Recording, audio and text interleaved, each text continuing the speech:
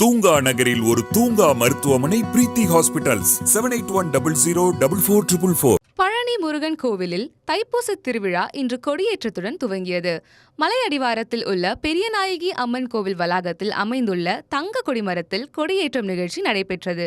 முன்னதாக முத்துக்குமார சுவாமிக்கு சிறப்பு அபிஷேகம் ஆராதனைகள் நடைபெற்றன.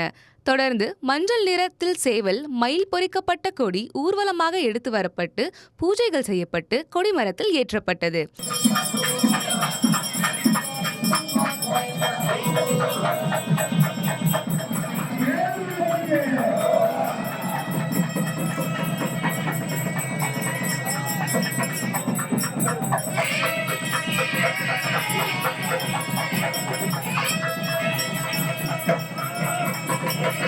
கொடியேற்ற நிகழ்ச்சியில் பழனி கோயில் அறங்காவலர் குழு உறுப்பினர்கள், கோவில் அதிகாரிகள், பக்தர்கள் பலரும் கலந்து கொண்டனர்.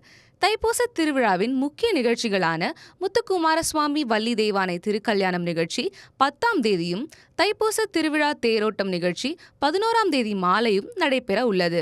10 நாட்கள் நடைபெறக்கூடிய தைப்பூச திருவிழாவிற்காக தமிழ்நாடு முழுவதும் இருந்து பழனிக்கு பக்தர்கள் பாத யாத்திரையாக வந்த வண்ணம் உள்ளனர். பக்தர்களுக்கு தேவையான அடிப்படை வசதிகளை கோயில் நிர்வாகம் செய்து வருகிறது.